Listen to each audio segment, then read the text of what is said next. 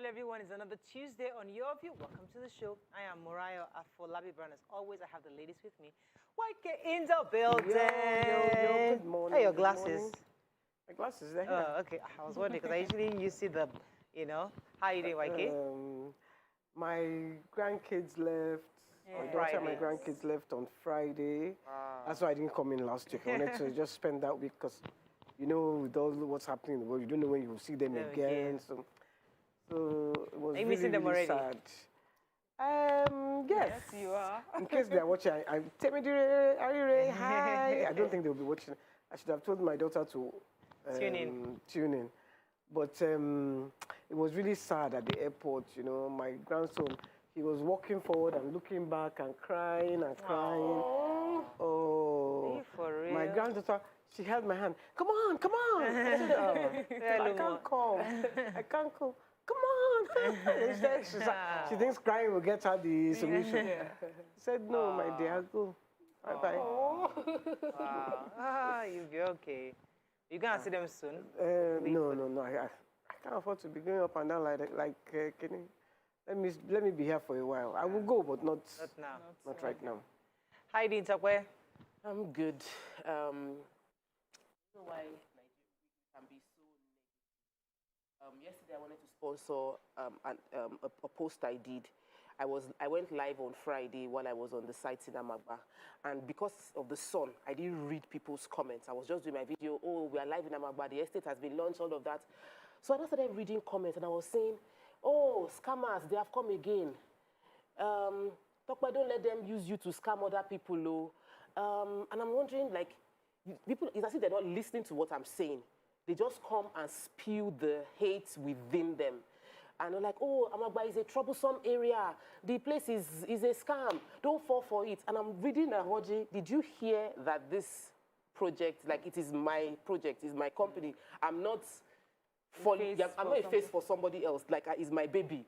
So why would you just come without information?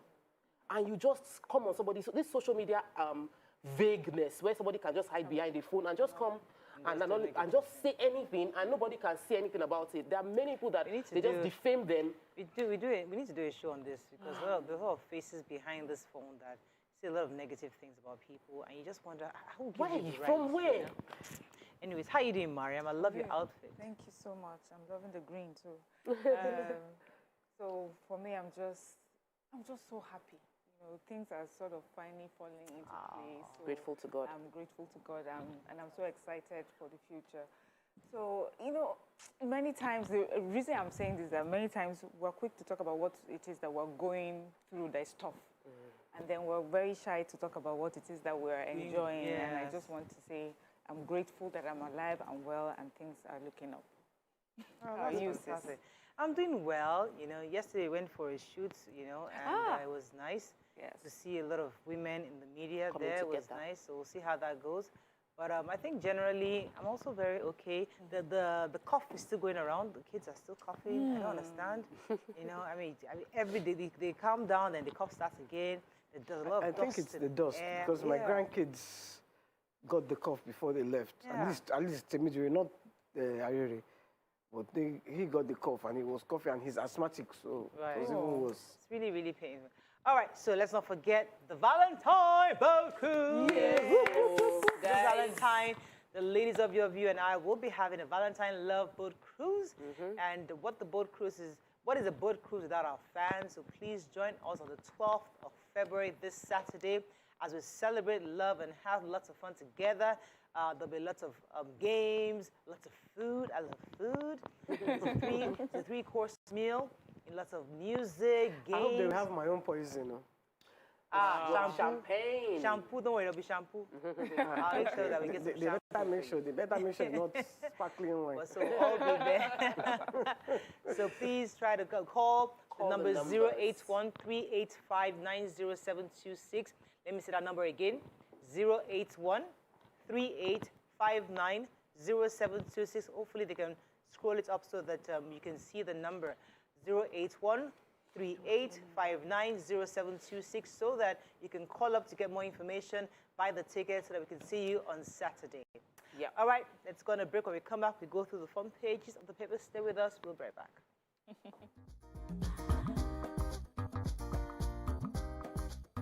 Stay tuned. Your View will be right back. Right, we're going to start with the nation. Petrol panic in Lagos, Abuja. Our position on Igboho, Kano, Abakari says Malami. IMF calls for fiscal reforms, VAT raise, subsidy cut. Forget president if there is no unity. Wike wants PDP. And NFF appoints Amunike, Eagles chief coach. All right, story we're starting with the major Petrol. Who has a story? Okay, yeah, so I've got Petrol. Panic in Lagos and Abuja. So starting Friday in most parts of Lagos and Abuja, there have been queues at the fuel stations, and there's just this rumor going around that there may be fuel scarcity. I experienced the traffic caused by a lot of the cars, the queues at the fuel station yesterday, especially on the island that's here in Lagos. Not so much around my own area, but here further mainland that there were so many cars queued up. But, you know, the reason NNPC is saying that there's no need for panic buying, that they have enough product in storage and in stock for all of us. Although there are two information out there. There's an investigation. The investigation is not in the Nation. I think it's Vanguard, where it's talking about it looks like there's adulterated product that's out there. And so some fuel stations are aware of that and not selling it. They say there's an increase in sulfur in the petrol. Then there's also NATO, the Association of Road, I don't know if you got that, the Association of Road Transport Owners. So they are the ones who help with the delivery of freight, you know, and they said that there's a price there's a price cap that has been put in by government for so long. And even though there's with inflation and lots of things have changed price-wise, it has stopped being profitable for them to continue at the current price rate. So those are sort of the things they want government to look at, or they're threatening strikes. So those may be the reason why there are queues, not necessarily because there's a shortage in the product themselves, but of course black marketers are out on the street selling petrol for 300, 400 naira per liter as of yesterday. Okay, I wanted to take the Amunike. Amunike. Yeah, he's become the chief coach of the national team. And I don't know if people remember him, but he was responsible for the 2 goals that got us the African Nations Cup in '94. And he was part of the Olympic team in '94 as well, in the Olympic Games. And he's now the head coach. Eguavon is the chief technical advisor. So I'm happy that we are just doing the local, we don't have to go for the using our own. My only hope is, because when they employ Oyibo, they will pay them. When they employ our people, they won't pay them. They don't get commensurate. Yeah, and they hold that. Stephen Keshi, they were owing him money till he died. So let Amunike complain first. Let us even know what they're paying him. But let me take Malami's story. Malami was at an interview yesterday, and he said quite a bit. He was asked a lot of questions, and he touched on quite a bit of issues. First, he totally condemned the Transparency International's index against Nigeria. The placement of Nigeria, number one, that was an issue for him. Also, he talked about Nnamdi Kanu and Sunday Igboho. He said that these cases, these trials are ongoing right now. According to him, Sunday Igboho is standing a trial outside Nigeria for illegal travel documents, and that has nothing to do with the federal government. And Nnamdi Kanu also is facing trial, which will go smoothly and naturally. That there's no political solution to any of these cases. That we have to just allow the courts to take its course. And also, he touched on the DCP Abakari's story with Hush Puppy, said that there's an allegation of corruption involving Hush Puppy, though there's no sufficient evidence to proceed with criminal proceedings against Kyari. But there's a prima facie case, obviously, with a suspicion has been established. And also, he mentioned about, I think he said something that was really interesting. Rocha Sokorocha, he said he's not being witch hunted. That there's nothing wrong with an allegation, that he was arrested based on an allegation. But this is he's not facing political witch hunt very clearly. He said you can't stop anyone from making allegations, but his allegations should be looked into and checked before the justice is carried out. And there was one more thing he touched on, I think. Let me Magu. see. What? Magu. Magu? Yeah, he said Magu wasn't being witch hunted. Yes. Okay, As so well. Touched on that, yeah. So That's, let me nutshell. take PDP and Wike's comment. So Governor of Rivers State, Nyesom Wike, was paying a visit to Senator Ahmed McCarthy to wish him speedy recovery. And then after the meeting, he gave a press release saying that the PDP should forget presidency. The goal should be to unite. That whether you zone, it's not about party zoning system or contest between one another in the party, that until the party comes together, then there is no contesting against APC. It feels like PDP has the solution to Nigeria's problem, and he's saying that for PDP to rescue the bleeding, in his context, bleeding Nigeria, PDP needs to get its act right. And many people are dependent on the fact that PDP should get itself together before it can step up to rescue the nation. Okay, moving on quickly to the Punch. Portal breakdown. NIMC telcos meet again. Chinese Nigerians battle falls. Subscribers remain stranded. I think I took that story yesterday on Monday. Lagos filling station short queues persist in Abuja. Ondo FMC doctors tackle CMD over retirement and panels visit. Widow faces imprisonment for cutting househelp's body with razor. Ondo keeps children. Presidency, I want to stop Nigeria from disintegration, says Tambuwa. Oromoni, defense prosecution clash over evidence. Father Whip testifies February 14th. Reps probe 45 million accounts without BVN with 1.2 trillion out deposit. And remove subsidy. Official exchange rate. IMF urges federal government. Okay, let's start with the human interest story. Who has that? Why could you have that story? The lady, the widow who cut her son. Yes, we told that story yesterday. Yes. Yeah. And she's pleaded guilty to 3 of the 5 counts. And they're going to, the judge is going to sentence her. The next date, I can't remember what that date was. 14th, I think. Yes. And the one that she pleaded not guilty, that one will go for trial. Her 4 kids have gone to the government. Yes. The boy is in hospital. I think it's just such a sad, she's done that, and now her kids are going to grow up without a mother. She's a widow. The boy, it was a neighbor who had seen the boy bleeding that saved her. I think she needs therapy as well, honestly. You think she needs therapy? Yes, I think she She needs help. Up. She almost killed the child. Just now, honestly. She should get the therapy in Imprisonment, yes. I can't really understand what was going through her head. She took a razor blade and was cutting the child because of Michael, did you see the video? Thank God. Who was it that posted it? I think it was Obiajulu or I can't. It was you. No, somebody posted it. that said viewers' discretion. When I see viewers' discretion, I always discreet myself. Let's take another story. Yes, the IMF is advising our government to stop this subsidy, stop subsidizing fuel, and it's just looking at generally our economy and all the issues that we'll be facing if we continue to do that.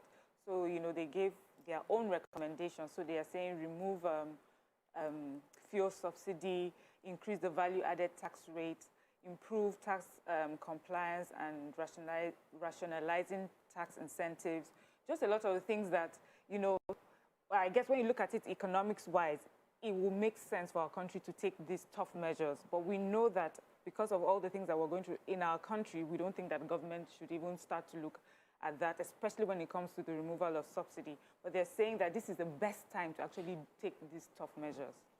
Okay, I want to take the story of FMCs. The Ondo Federal Medical Center doctors are tackling their CMD because the CMD is meant to retire July.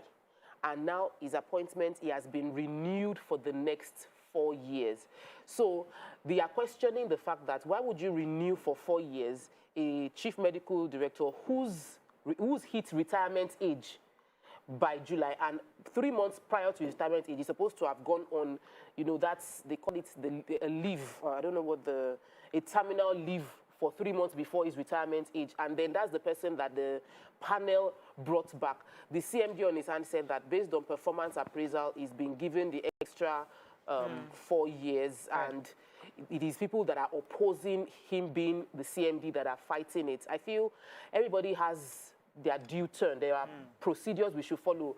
We shouldn't give conflicting things. You can't. I'm sure there's more to that story than the fact in the paper. So I'm sure we'll always both sides. But now, before I go on a break, let me just quickly, part of the efforts to ensure that we generate more money to fund the budget deficit that we have, the House of Reps are going to be investigating the 45 million accounts without BVN, because the money comes about 1.2 trillion out of deposits. So there's actually an ad hoc committee. It's called the Ad hoc Committee on Unclaimed Funds in the Nigerian Commercial Banks, CBN. So there's actually a committee that's handling. So they're going to be investigating that, because they need money to fund the current deficit we're having in our budget, because according to them, we can't continue to fund our budget with domestic and foreign loans, which is definitely not sustainable going forward. So if you have money tied down with banks that with account numbers are not connected to BVN, let's find out whose own money are these. If they're not, if it doesn't belong to anybody, let's us take it to the TSA. They can borrow it, not to take it. It's not your money now. You can borrow it, but you must not take it. Why is it not linked to BVN? What if Nigerians abroad cannot come back home? That's why there is an ad hoc committee investigating it. Don't just take it. Let's go on a break, and we come back. We continue with the review. Stay with us. We'll be right back.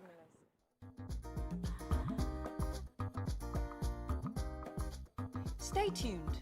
Your View will be right back. Now, wow. You just can't stop stroking your baby's body. My dear, can't you see my baby's skin?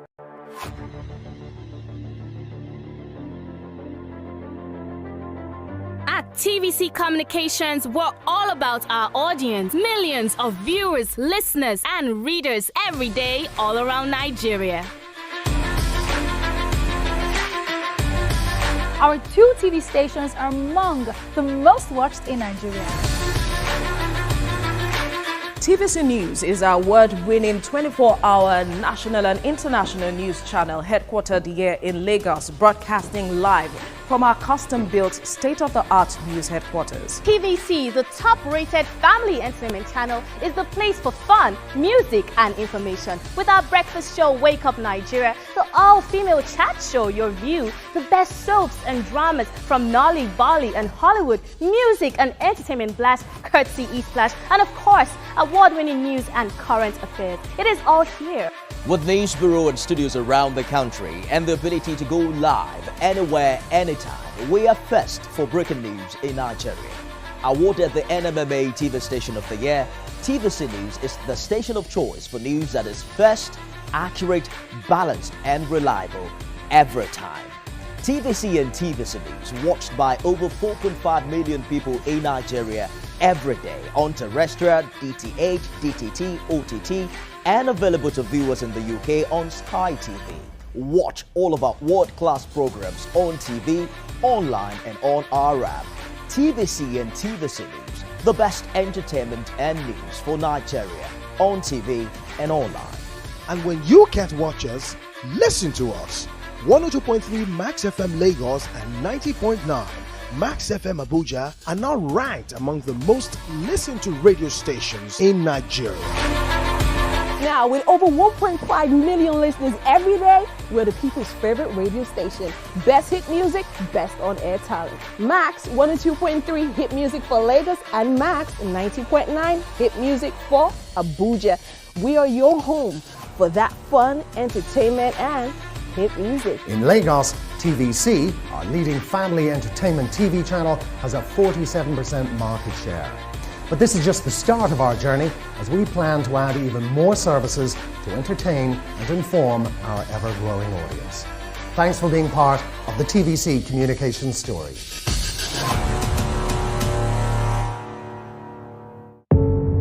Doubt and fear doesn't occur at the canvas, it shows in the canvas. It shows the conation of raw earthen material slabbed, stroked, and molded at a pace provided by the doubt and fear.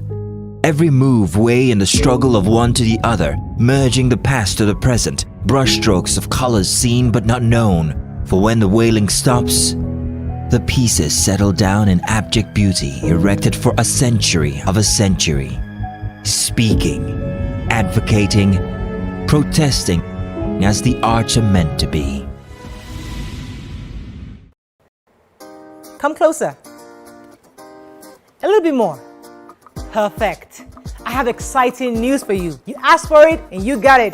Your favorite breakfast show, Your View, will be going to 2 hours. We're going to have in-depth analysis of the newspaper review and more conversations on the hot topics. The ladies of Your View and I will be stirring up our guests to get an in-depth into all the various topics, and you, our viewers, will have the opportunity to call in and share your views. After all, it's your view. Join us on Your View, 9 a.m. to 11 a.m. for a fantastic conversation. Don't miss it.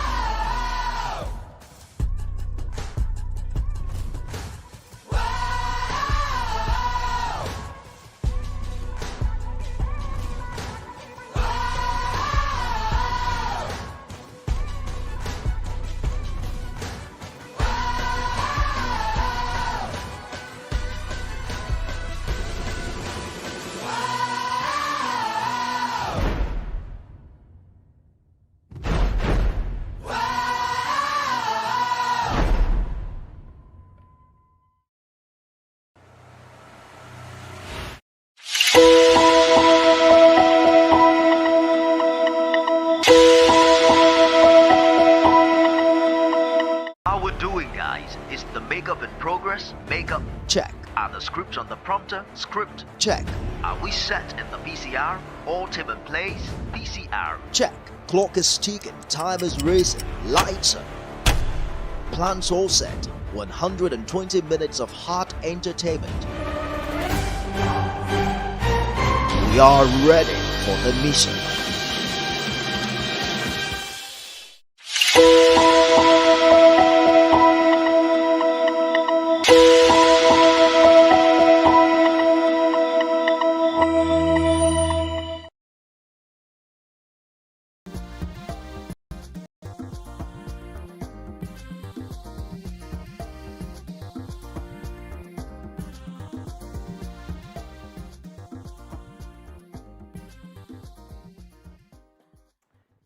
Thanks for staying with us. So we'll start with Daily Sun. 2023, Osinbajo gets Pastor Adeboye's nod.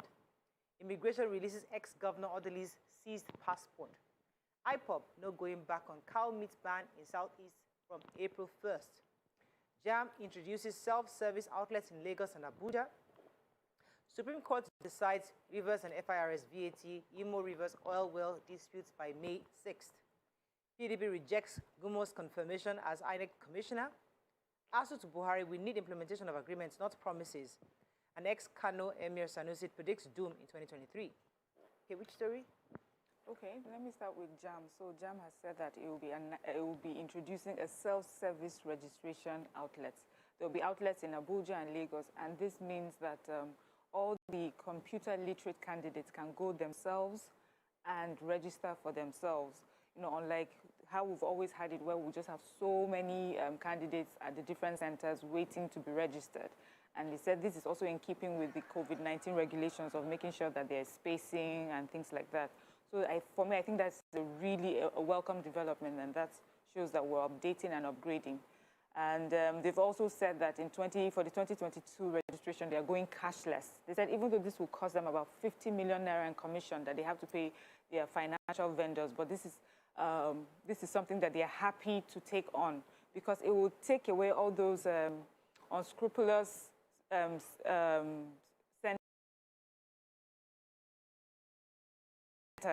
that ask you to pay much more than the amount that you're meant to pay. So we know that they said the e-pin is sold at 3,500, subsidized by the federal government.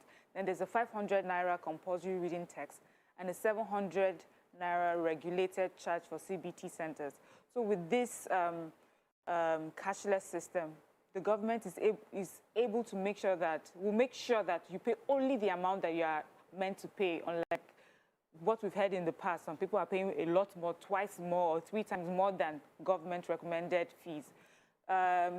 They explain how this money is being broken down and how they will incur this 50 million naira that they have to pay to the different vendors in. I'm surprised that it's costing them money to go cashless. Other countries, it costs them less because they are not printing the vendors would provide these places for you to go and do it. They provide the services. You have to pay for those services. I was going to take the Emir of Sanusi's story. He's saying that Nigeria in 2023 will be in a deeper hole than it was in 2015, and that he was at the 80th birthday of the Baba Adini of Egbaland, and he says that anybody who is coming in as president should know that the problem that they're going to face this time will be more. So you have to be prepared, you have to be tough, and Nigerians, we should just keep ourselves in correct... Get ready. Get yourself ready. Get yourself ready for tough times, and the leaders too should get themselves ready for tough times. All right, let me take the major headlines. So, a group. Why are you Omolubi 2023 is a support group for Shibajo. And they declared him as the face of hope. So they're the ones that posted on their social media page saying that the vice president will announce his presidential ambition immediately after the APC convention, which is happening February 26th. They also said that he's gotten the nod of his spiritual leader, the General Overseer of RCCG, that's Pastor Enoch Abiriboye, to vie for the position, and also that the vice president has actually also told his members not to speak against his former principal, Ashwaji Bola Ahmed Tinubu. But, however, the vice president's aide himself, Laolu Akonde, quickly came out and said, take it easy now, that he has been seeing the news that the VP will announce presidential bill for APC's convention. Anyone reading the story should know it's speculative. Any information on activities and actions of the VP will come directly from his office. And that's saying that not from any sponsors or any other outside office. So we should wait to hear from his office, not from these people who are calling themselves a support group. Exactly. But one day we'll find out. Exactly. But we should wait. Tomorrow we'll wait. Let's wait. Okay. The former governor of Rivers State, Peter Odili's passport was seized, and the court had already asked for it to be released back to him. It is finally been released by the Nigerian Immigration Service, but after they are now asked to pay a compensation of 2 million naira fine for failure to release the international passport of the former governor days after the prayer was granted. You know, it's always interesting when we see people that are supposed to, you know, they know the right thing to do. The court has already, we must strengthen our judiciary system by obeying it whenever there is a verdict given. Our country, our officials, or rather everybody involved must obey immediately it happens, so that we don't end up paying these fines that will probably be used into other more important areas of our country. All right, moving on quickly to Vanguard. Nation's mood to decide our presidential candidate. Anger, frustration, trail Lagos roadworthiness test policy. Bandits kill 44 villages in Niger State. 2022 UTME and DE will introduce self-service registration platform in Lagos and Abuja, says JAM. Adulteration responsible for fuel scarcity, says investigation. Strike, our neck will decide, says Oshodeke and the ASU president. Catholic bishops kick against frequent borrowings and sit at home. Okay, so PDP is saying that they will decide the president, who the presidential candidate or which zone he'll come from based on the mood of the nation. And according to Vanguard's interrogation, they're saying that it seems both APC and PDP are playing mind games over this issue of where they're going to be zoning their presidential candidates to. Either with the PDP source, who was also a former member of the National Working Committee, said that the party's decision to leave the contest open would help it read the mood of Nigerians to know exactly where they can actually zone. And they also wait for APC's convention to announce their own presidential candidate officially before they now decide theirs. Yes, I'll take the ASU story here. ASU is saying, see, we are saying to the president that they don't need continuous promises. All they want is for the agreements that they have signed to be, you know, to be implemented. He says that every time the president comes out and promises them, and he said that the union said 1 week after the president promised this administration will ensure university lecturers don't go on strike, the federal government is yet to take a step to meet the demands, nor has it invited ASU leadership to a meeting to resolve the outstanding issues. And so the union says they are going to go on strike and then on to their next meeting before they know what they will do. So Lagos drivers are complaining and car owners about the roadworthiness test. While the government has said that they've tested 26,000 vehicles, 10,000 failed and 15,000 passed. But because they have these new computerized vehicle inspection units. But when Vanguard visited them, a lot of the road users were complaining. One said he had been there since 7 a.m. This was 2 p.m. It was only 15 cars in front of him, and he still hasn't moved anywhere. So he's going to have to come back another day. Because Lagos State have brought this new mandate, no roadworthiness test, no... Right. Okay, our final paper, Daily Trust. Let's just take the major headline. Why 104 more ISWAP fighters surrendered? Ganduje leads as APC unveils sharing templates for Kano. And NFF dumps Presario, retains Eguavon as interim Super Eagles coach. Yes, so the major headline, they said 104 fighters who are loyal to ISWAP have surrendered to military in Borno State. And the military says that this is because of the increased bombardment by the ground troops and Air Force in this area. And so the ISWAP fighters are finding it hard to run back into the forest and hide. And so they have now surrendered. And the numbers are 22 males, 27 females, and 55 children. So obviously, the increased military presence in this area is making them to give up arms. But it's not just receive them right now. Of course, we need to do the needful to make sure that these are people that will not re-enter, our communities and cause more havoc. Okay, let's go on a break. When we come back, move on to our hot topic of the day. Stay with us. We'll be right back.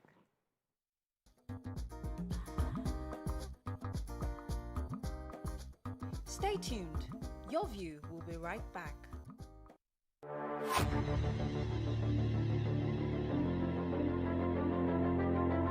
At TVC Communications, we're all about our audience. Millions of viewers, listeners, and readers every day all around Nigeria. Our 2 TV stations are among the most watched in Nigeria. TVC News is our award-winning 24-hour national and international news channel headquartered here in Lagos, broadcasting live from our custom-built state-of-the-art news headquarters. TVC, the top-rated family entertainment channel, is the place for fun, music, and information. With our breakfast show, Wake Up Nigeria, the all-female chat show, Your View, the best soaps and dramas from Nolly, Bolly, and Hollywood, music and entertainment blast, courtesy E-Splash, and of course, award-winning news and current affairs. It is all here. With news bureau and studios around the country and the ability to go live anywhere, anytime, we are first for breaking news in Nigeria. Awarded the NMMA TV Station of the Year, TVC News is the station of choice for news that is first, accurate, balanced, and reliable every time. TVC and TVC News watched by over 4.5 million people in Nigeria every day on terrestrial, DTH, DTT, OTT, and available to viewers in the UK on Sky TV. Watch all of our world-class programs on TV, online, and on our app. TVC and TVC News, the best entertainment and news for Nigeria on TV and online. And when you can't watch us, listen to us. 102.3 Max FM Lagos and 90.9 Max FM Abuja are now ranked among the most listened to radio stations in Nigeria.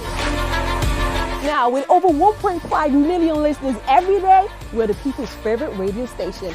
Best hit music, best on-air talent. Max 102.3 hit music for Lagos and Max 90.9 hit music for Abuja. We are your home for that fun, entertainment, and hit music. In Lagos, TVC, our leading family entertainment TV channel, has a 47% market share. But this is just the start of our journey as we plan to add even more services to entertain and inform our ever-growing audience. Thanks for being part of the TVC communication story. Come closer. A little bit more. Perfect. I have exciting news for you. You asked for it and you got it. Your favorite breakfast show, Your View, will be going to 2 hours. We're going to have in-depth analysis of the news Super review, and more conversations on the hot topics. The ladies of your view and I will be stirring up our guests to get an in-depth into all the various topics, and you, our viewers, will have the opportunity to call in and share your views. After all, it's your view. Join us on Your View, 9 a.m. to 11 a.m. for a fantastic conversation. Don't miss it.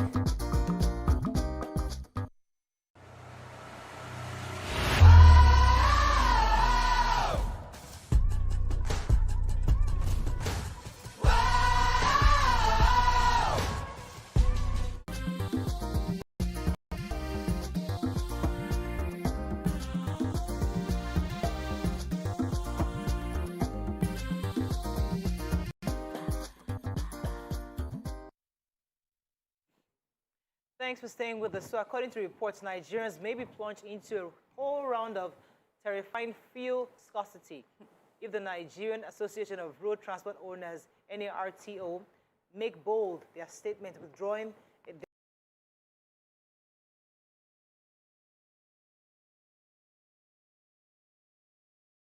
their haulage service, especially if the federal government does not urgently address the rising operational costs its members are battling. Now, in addition to this, there was a message that was going around yesterday on social media saying that the NNPC also imported PMS with high sulfur, and marketers have been advised not to sell, especially marketers that are loaded at a particular cargo. Now, this obviously sent panic around town. Everybody got this message yesterday, and people started rushing up to petrol stations to fill the tanks. As of this morning, in my neighborhood, we tried to buy fuel, and the traffic was a lot, and even the queue was already taking over the road.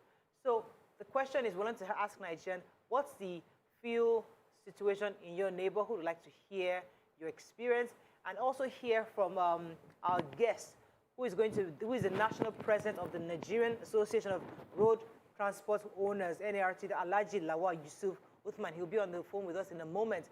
But before that, we'd like our viewers to call in to share their experience. If you're one of those whose car or vehicle or motorbike broke down, please call in to let us know your experience. You can call us on 081-270-53687, 091-390-76948. You can also tweet us at TVC Connect hashtag YourViewTVC. I'll take the number again, 081-270-53687, 091-390-76948. Okay, so did you guys buy fuel yesterday? No, I didn't, but this morning I noticed there was queue along like 3 filling stations that I would see along my way, and it was worrisome because I thought we had left this behind us, you know, like we need to progress. We must grow past some things. I cannot be saying I feel like drinking Cerelac because I've left it behind. And as a nation, I honestly felt like we had left the season of ever queuing up to buy fuel entirely behind. I feel sad that we're here, and I'm worried as to the information, the NATO side. So, you know, there are like 2 sides to the story. The NATO, which is anybody can threaten, these people can just say they want to go on strike and we are in trouble. And then the other side of a high sulfur content in the fuel. But I just feel like this is not what we want. As a nation, we should leave this behind. Things like this should not even be coming up at all. Everybody do their job so as to avoid this. And I know that NNPC is a major importer of petrol into the country. So it means if anything goes wrong, it is from them. So I feel like until we start penalizing people for doing wrong things, if somebody drops the ball and they're not penalized, the wrong things will continue to thrive. There's something called Total Quality Management, TQM. I mean, most companies use this system to reduce these kind of errors that happen, where the procedure is very clear. These are the steps you take to get to certain result. That's why they can read. That's why if you go to McDonald's today, because the same taste, you go 10 years time, continue the same taste, because there's a TQM process that says this is the amount of salt, this is the amount of pepper, this is the amount of whatever. You know, everything is done systematic. So in this kind of situation, obviously something happened. So either the operational issues that was raised by NARTO, and also the high sulfur issue that was also raised by NARTO. So these are the various issues that have been raised, and I think that it could have been preventable. Mariam, your thoughts on this? So we got fuel much later than we would normally. Normally, you drive in, and then it took us hours to get petrol. But you know, of course, when there's queues like that, you definitely panic buy. NNPC can say whatever they want to say. We are the ones that suffer it, so you panic buy, fill whatever you need to fill. And you know, with the power outage that has just rocked our world, we have to also get for the gens at home and things like that. But you know, when we're talking about quality control, I think what I would like to do is wait for NNPC to tell us about this sulfur, because we've heard them from different places and they said investigations, but I guess we'll also hear from NNPC about that. But if it is true, I'm really worried about those people in charge of making sure that the products that we bring in, especially large amount of products like that, that will take like lots of paperwork to finally get them shipped to our country. To have that sort of problem, you know, it just shows that someone is not doing their job. Or, as you know, we're Nigerians, so we're thinking, who was planning to make money out of this situation? Secondly, the one I tend to believe more may be the strike that's been threatened, because usually when a strike is being threatened, we all go into panic buying. Fuel stations tend to want to stop selling fuel, you know, selling enough during that period in solidarity with whatever petroleum segment at the time that is going on strike. So these are the things that usually happen to when we have strikes like that. But concerning when we say we need to progress, we shouldn't be queuing. If we're queuing because there isn't enough products in the market, if we're queuing because of prices, that is a problem.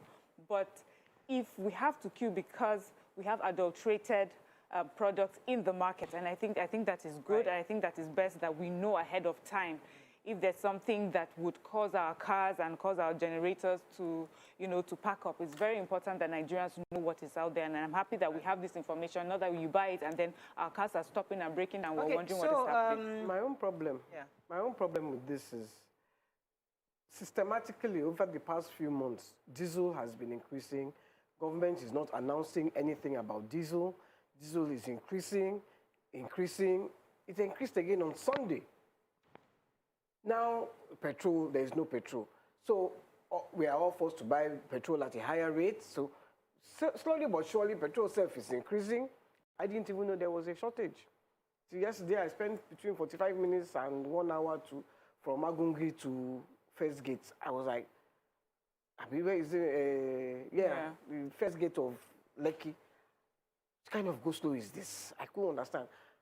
And you told me there was shortage. I said, no wonder. Going back, Uncle, the same thing. And I stupidly went to go and queue in front of one filling station. Oh, my God. After about 10, 15 minutes, somebody just says, they're not selling fuel there. I say, tell me. I was dying to use the bathroom. Well, you know, diesel, though, is not subsidized. So it's based on international forces, whatever it is. So regardless of it goes to the market forces. But this issue, market forces skyrocketed. It's now 410. But you see, this is quite interesting. Those who are paying diesel are not complaining. They've been paying because it's only really those who are they're not complaining. You know. I'm saying that those who own factories are usually the ones that buy this diesel. Now, most people use petrol for their generators and for their businesses and all that. Now they've been using diesel for many years. So I'm just trying to see how a certain group of people can take it. This why are we not taking having issues? So we have that opportunity in petrol, and we all make it an issue. And in diesel, certain class of people are paying it. And they're not carrying placards that they are using international forces or market forces. Let me take our guess. Okay, I think we're going to go on a quick break because we really need to find out from the head himself what is happening. Is it the high sulfur or is it the operational cost? Which is it? When we come back from this break, we'll find out. Stay with us. We'll be right back.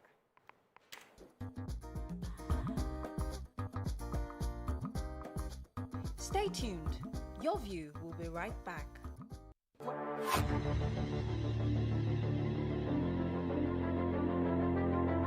At TVC Communications, we're all about our audience. Millions of viewers, listeners, and readers every day all around Nigeria. Our 2 TV stations are among the most watched in Nigeria. TVC News is our award-winning 24-hour national and international news channel headquartered here in Lagos, broadcasting live from our custom-built state-of-the-art news headquarters. TVC, the top-rated family entertainment channel, is the place for fun, music, and information. With our breakfast show, Wake Up Nigeria, the all-female chat show, Your View, the best soaps and dramas from Nolly, Bali, and Hollywood, music and entertainment blast, courtesy E-Splash, and of course, award-winning news and current affairs. It is all here. With news bureau and studios around the country and the ability to go live anywhere, anytime, we are first for breaking news in Nigeria. Awarded the NMMA TV Station of the Year, TVC News is the station of choice for news that is first, accurate, balanced, and reliable every time. TVC and TVC News watched by over 4.5 million people in Nigeria every day on terrestrial, DTH, DTT, OTT, and available to viewers in the UK on Sky TV. Watch all of our world-class programs on TV, online, and on our app. TVC and TVC News, the best entertainment and news for Nigeria on TV and online. And when you can't watch us, listen to us. 102.3 Max FM Lagos and 90.9 Max FM Abuja are now ranked among the most listened to radio stations in Nigeria. Now, with over 1.5 million listeners every day, we're the people's favorite radio station. Best hit music, best on-air talent. Max 102.3 hit music for Lagos and Max 90.9 hit music for Abuja. We are your home for that fun, entertainment, and hit music. In Lagos, TVC, our leading family entertainment TV channel, has a 47% market share. But this is just the start of our journey as we plan to add even more services to entertain and inform our ever-growing audience. Thanks for being part of the TVC communication story.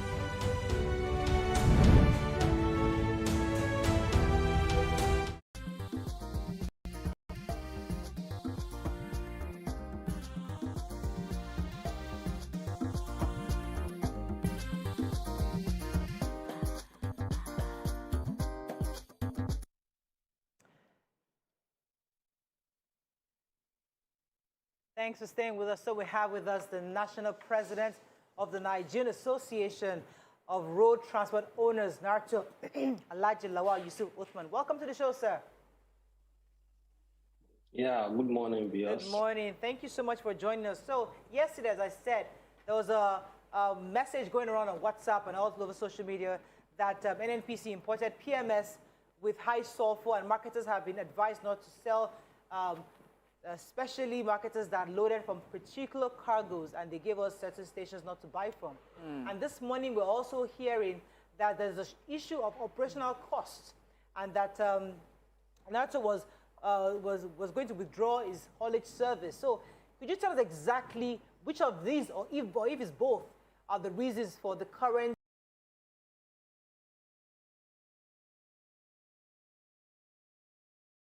queues we're seeing at the petrol stations? I want to believe that the issue of the contaminated fuel has affected the supply across the country, because you will observe that most of the depots have so many trucks laden with the products, and from the depots they could not go to respective designed filling stations. That is one factor. But the major factor, to our belief, is the NATO side, which is the high cost of diesel, which is a major component of our expenditure. For example, our concern is the freight rate. You know, our freight rate is regulated. The last time this regulation, this freight rate was approved, the AGO was about 200 naira per liter. Today it's more than 400. And if our payment is regulated and is paid in backlog of almost 5-6 months in arrears, you will observe that our expenditure is not regulated. You will observe that things do not add up. For example, yesterday there were supposed to be about 300 trucks from one depot to load for the Lagos area, but only 15 trucks loaded. Only 15 trucks were available. Why? Because even those 15 trucks belong to the owners of those filling stations. Because we have not told anybody, and there's really no threat so far of withdrawal of service.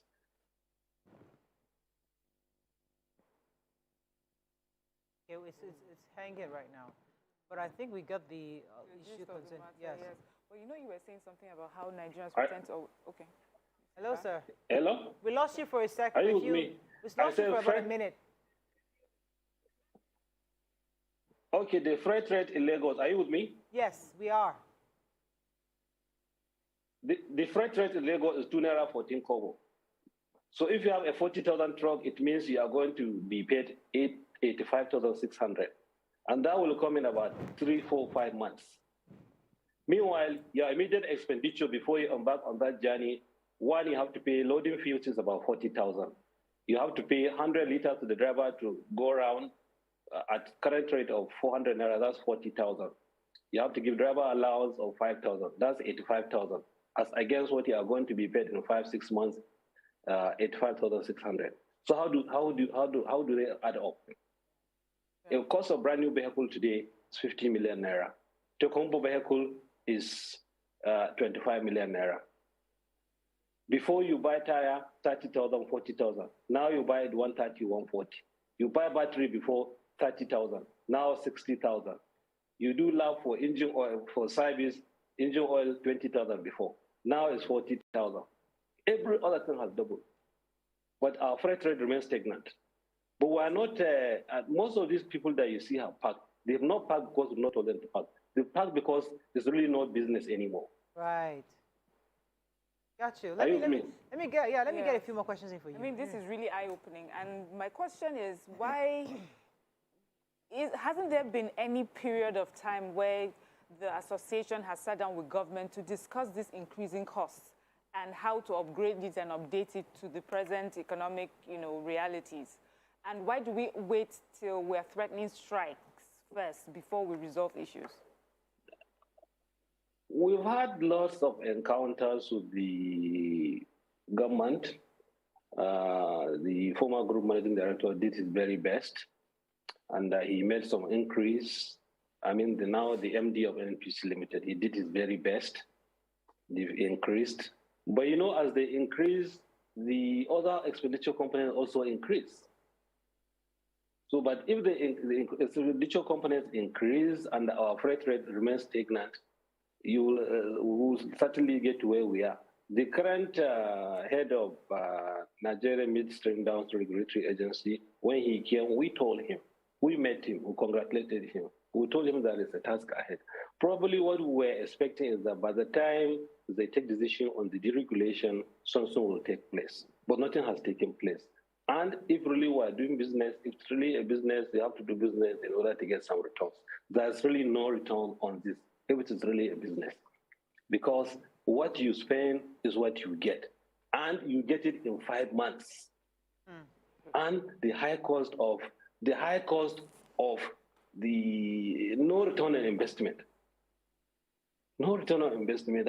And the major part is one of the major parts is the high level of insecurity, the bad roads. There is no guarantee if you have a brand new vehicle, you load even from Lagos to Kaduna to Abuja. There is no guarantee that 1 or 2 tires will not burst, which is if you do 300,000.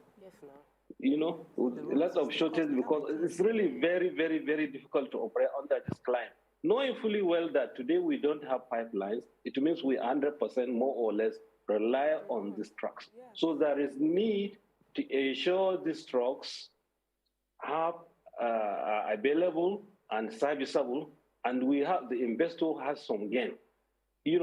People are gradually getting out of this business because there's no gain in the business if it's really called business. I must confess to you, myself, I have diverted some of my trucks to container because once they load, I get immediate deposit and I use the deposit to fuel. This one does not come immediately and does not add up. All right, let me get a few more questions in for you, sir. This is very, it's a deep issue that I'm happy that we're shedding light to this and informing people, because people also have their own mindset of, oh, these trucks are destroying the roads, these trucks are not doing what they're meant to do. But now we're seeing it's a business and it has its own fair share of challenges.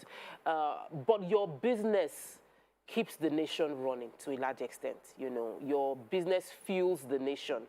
And so what will be the specific things that government would do now that would make you feel like the government hears you and feels your pain and is willing to keep you in business going forward? What the government is supposed to do right away is, especially those environments where you have too many. For example, in Lagos now, you want to load trucks, you can't get trucks. Why? Because what you pay is not adequate to take care of my cost. So naturally, people, no matter how you force them, they will not go, they will not do it. Whether we tell them to go, they will not go because they don't get anything from it. So they really have to increase and fast the rates so that people will know they are doing business. They have to increase and fast. This is the issue. There's been like threat of strike. No, it's the reality. It's the reality on ground. And as far as the road is concerned, the federal government recently approved 621 billion for the repair of road. Even that one, there are some lacuna because we understand this approval was for fresh roads. But somehow, somewhere, from our information available, rightly or wrongly, we understand that some of the backlog of payment for other areas, they use this money. So where are we? Where are we? So where we are right now, we need to find a solution. So obviously, fuels can't get to the stations because of this issue that you're talking about. And many cars are now on the queue. There's a possibility that some are even hoarding because they don't want to finish the fuel they have in stock. In your view, as the president of NATO, what can we do to resolve this issue of queue that we have right now in the filling stations? What can be done immediately? Yes, we get the part of the prayer of the government, what they need to do to help to reduce the costs of operations. But what can we do to get people to decongest the filling stations right now? Well, I cannot single-handedly, because we have stakeholders, we will have to meet as stakeholders and see how best way to bring support to the system. But the truth of the matter, like I've told you, this is a business we are doing. These trucks belong to individual transporters or companies who do it to get return on investment. As at today, there is no return on investment. The best thing to do is to increase this freight rate and fast. They can do it today if they want. They can do it today, and truck transporters will go and take fuel because they know they are going to get return on investment. That is the only option available because these trucks do not belong to government. They belong to individual transporters who enter their franchise to get return on investment. But then, of course, we'll meet with the stakeholders. If they have any solution, we'll decide. I don't want any issue in the country as regards distribution. If there is no distribution, we're in trouble. But at the same time, our members are in trouble also. I just want to get clarity. So this present scarcity is the distribution and the trucks, and it is nothing to do with the sulfur in the petrol. No. You see, I'm not competent to talk about the sulfur. But the truth of the matter, what I know is that the sulfur is not just up to 1% of the total supply of the petroleum product available. They have about probably 1 billion liters, and probably 100 million is 100 million, maybe 10%, okay. 100 million is more or less with sulfur. People still contaminated. If you ask the physicists, they may not still contaminated. There may be some overlap, but I'm not competent to speak about the. All right. Thank you very much, Alaji. Whatever it is. Thank you very much, Alaji. I know it's not as much as. Thank you, Alaji, for sharing your thoughts on this. We really appreciate your comments on this. But what he said was quite revealing. As in... because many of us, we complain a lot about these trucks, the damaged tires. You see that, obviously, what they're not getting the returns on investment. Many of them they are running at a loss. But sometimes, like, I feel sometimes... Do you know this petrol? So we subsidize the petroleum products. We also subsidize the logistics. To make it cheaper. Yes, make it cheaper. Then it's not profitable for the business owners. Yes. So this conversation of taking away subsidy would be, I mean, the impact would just be multiplied in various ways. I've heard people complain about that running this oil and gas business is no longer profitable, and that most of the policy is stifling profitability of the business. So people are divesting from this investment. A lot of people have moved out of it. But as a government, we need to think far ahead. No, we need to just stop paying subsidy and let business run the way business should be run. Murayo, look, let me tell you something. Yes, because there's someone paying the price. I hear you about this subsidy. I hear you. It's a scam. Listen, I hear you.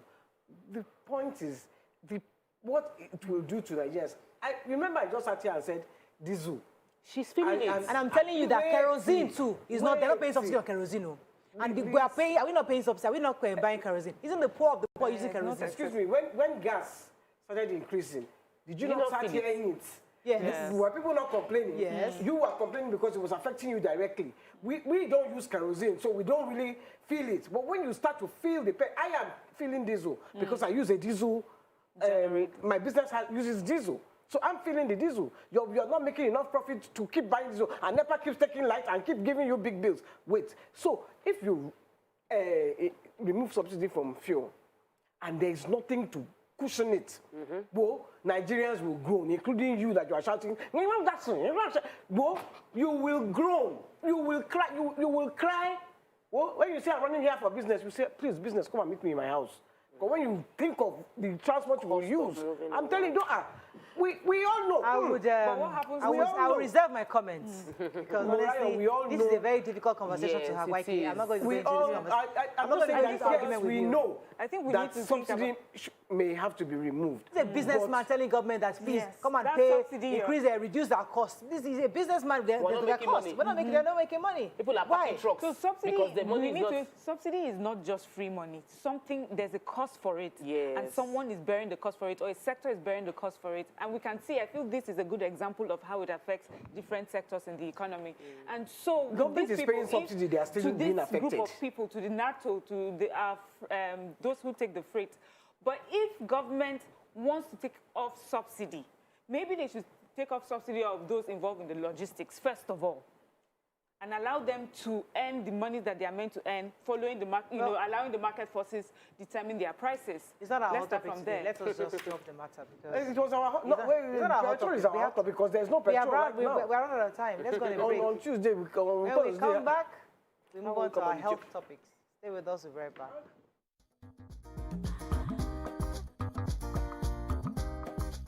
Stay tuned. Your View will be right back.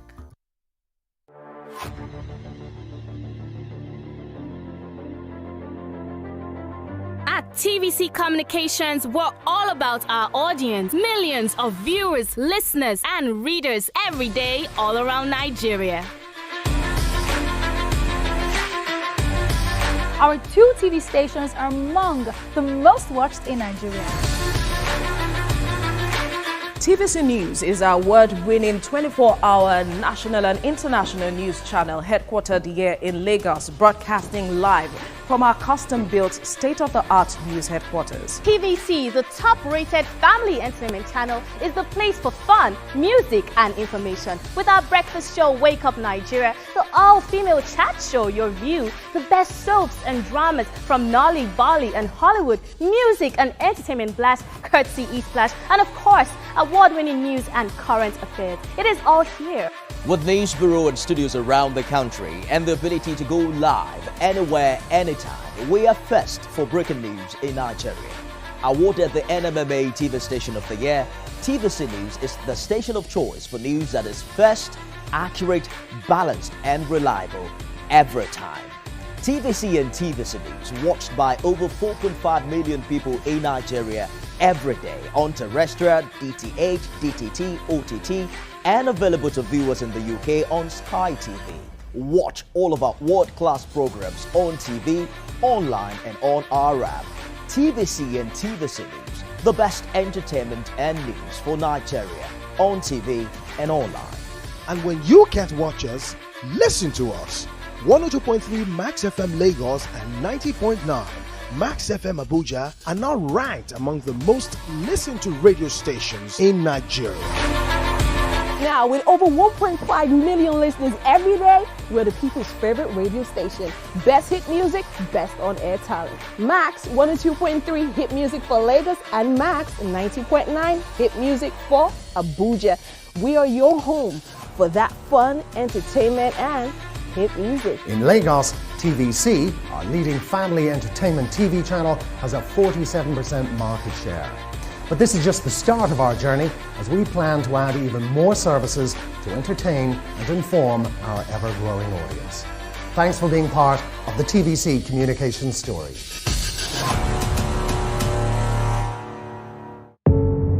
Doubt and fear doesn't occur at the canvas, it shows in the canvas. It shows the conation of raw earthen material slabbed, stroked, and molded at a pace provided by the doubt and fear.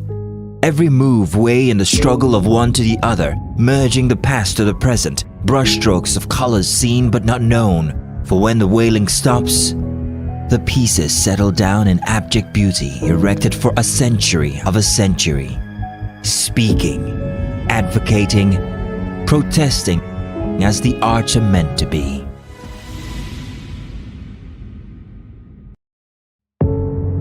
Doubt and fear.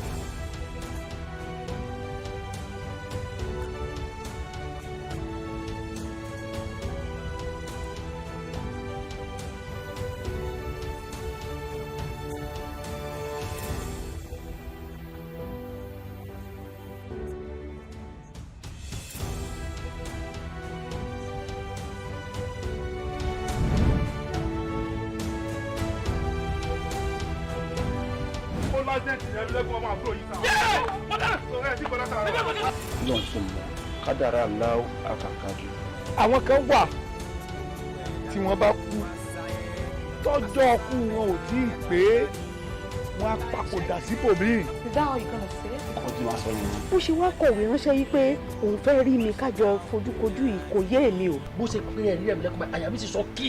Torí kí ni? Àkọ́yẹ́ kọ́ mọ bí jẹ́rẹ̀ ẹ̀mí lẹ́kùnmọ́ yọmọ mú yẹn rí flashback jọ́ ẹ̀ kí ọmọ tó mọ ẹgbọ́n mọ́.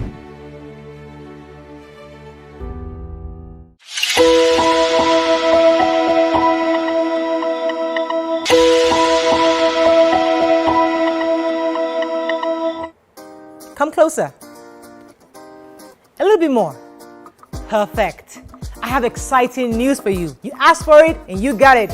Your favorite breakfast show, Your View, will be going to 2 hours. We're going to have in-depth analysis of the newspaper review and more conversations on the hot topics. The ladies of Your View and I will be stirring up our guests to get an in-depth into all the various topics, and you, our viewers, will have the opportunity to call in and share your views. After all, it's your view. Join us on Your View, 9 a.m. to 11 a.m. for a fantastic conversation.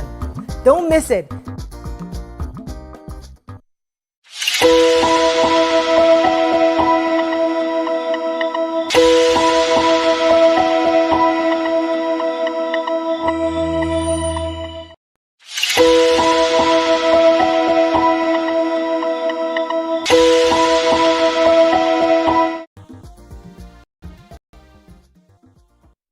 Thanks for staying with us. So last week, Friday, 4th of February, was World Cancer Day.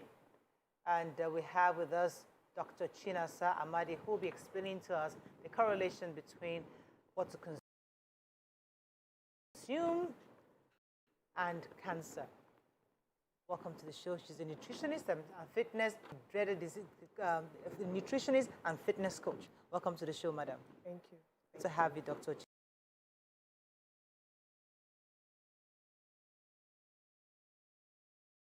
It's a pleasure. Right, so yes, we know cancer is one condition that many people really really hate and dread to have. But what's that connection between nutrition and cancer? What can you do? Because they tell us that cancer, you cannot really predict cancer. These are cells that just grow into a mass. But are you saying that based on what you eat, you can prevent cancer? I'd like to get the clarity. What's the connection between with nutrition and cancer? Okay, so there's this report that is called the World Cancer Research Fund report. That's usually been, it started like 1997, then it's another one 2007, then 2018 there was another report. And it showed that nutrition has a great impact in lowering the risk of cancer occurrences, especially cancers like breast cancer, gastrointestinal cancer, colon cancer, prostate cancer.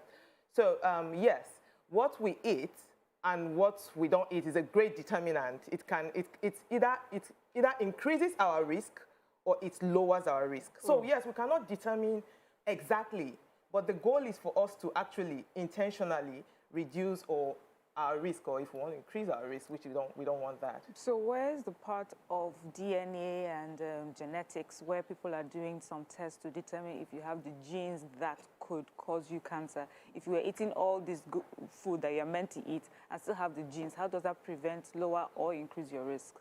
Okay, so thankfully, science has shown that the effect of genes is around 10 to 30% of your health outcome. So because of the power of epigenetics, which 30%. is 10 to 30%, yes. Wow. Yes. So you have a 60-70% chance of not coming down with not just even the cancers, other non-communicable diseases, diabetes, hypertension, other non-communicable diseases.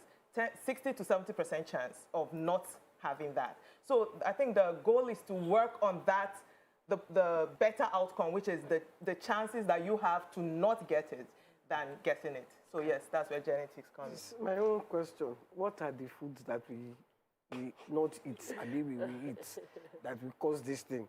Because yam, rice, champagne. Those are we stop eat. They don't eat champagne, madam. They drink it. So let's start with food, the eating, not the drinking. Okay.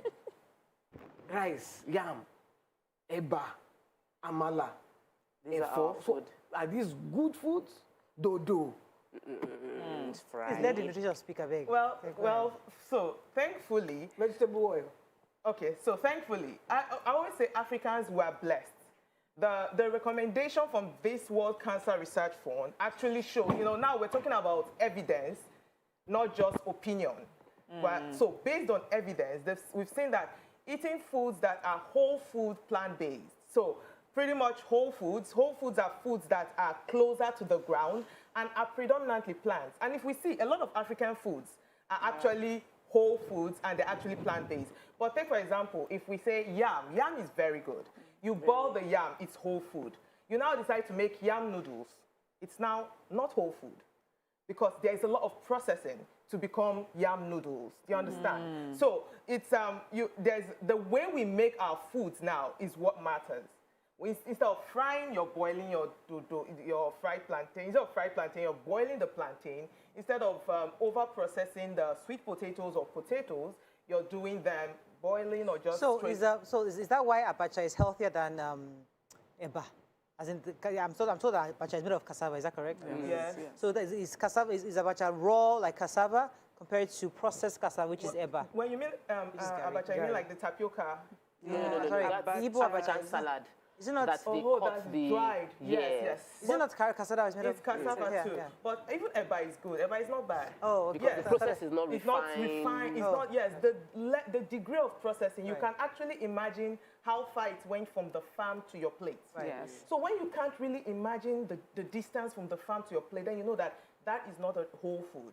Now, these recommendations also included more vegetables. So we have a lot of vegetables. We have ugu, we have spinach, we have different vegetables. The problem is that when someone is making, an African is making vegetable soup, they overcook. That we know that from primary school. That it's our grandmas that do that. We tell them, but they don't listen. Yeah, they squeeze the thing. We overcook the leaves, so they almost lose the phytonutrients, the antioxidants that we need to get from there. So that's another thing. Fruits are very good. So we have to be taking our fruits. And before we say, most of the time, what concern is always the prices of fruits.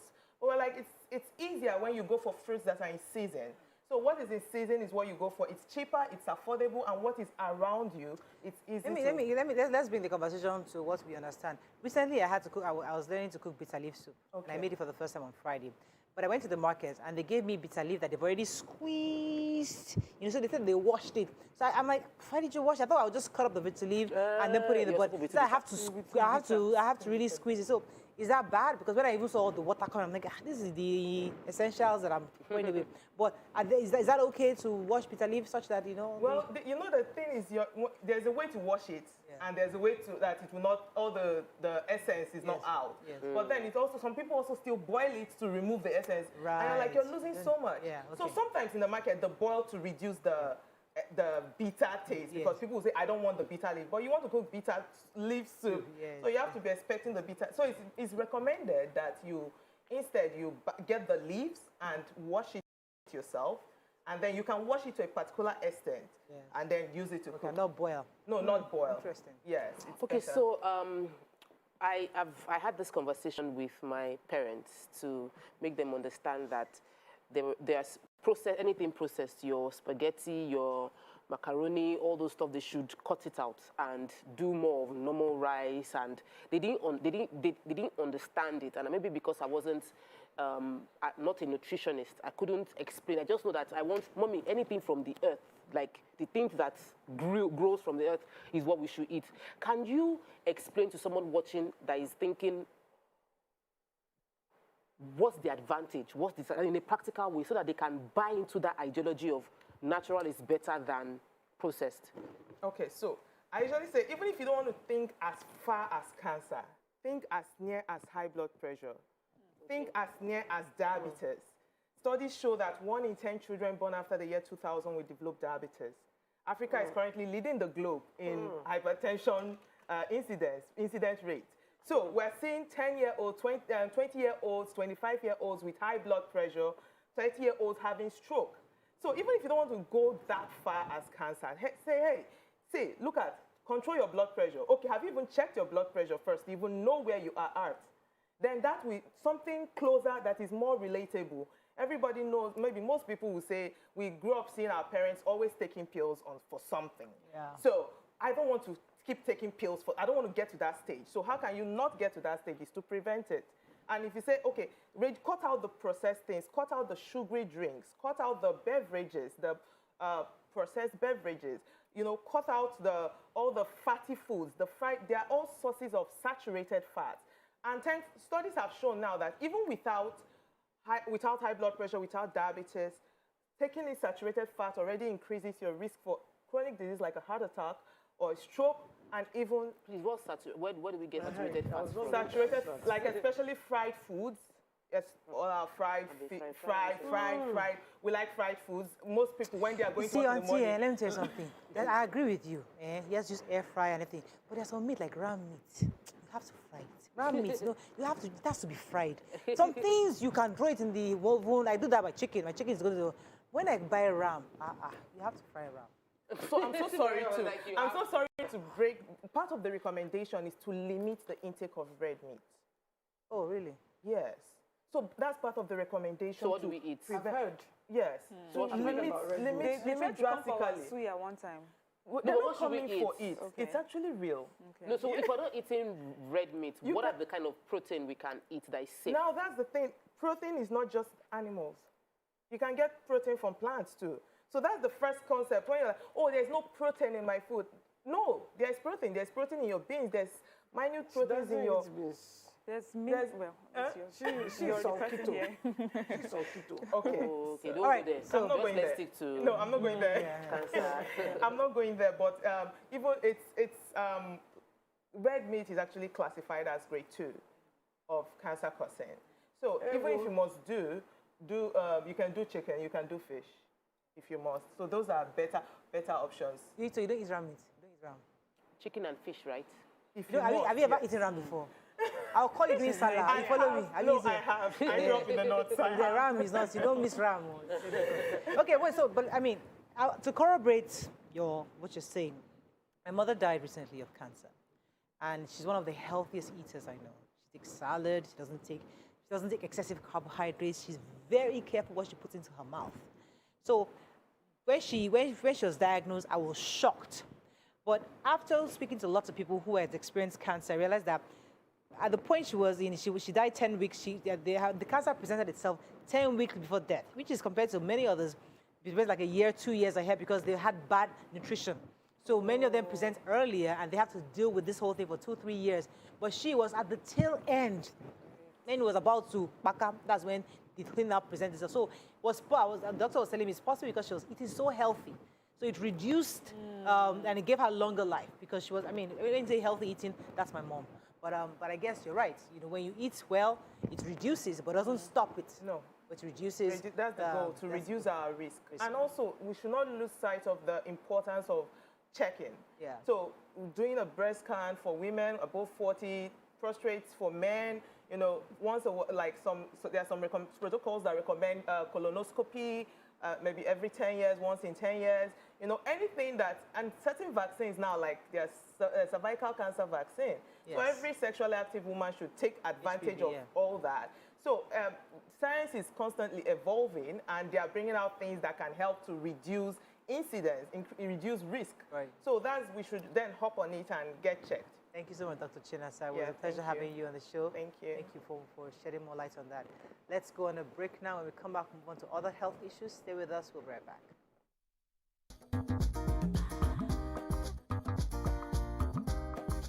Stay tuned. Your View will be right back.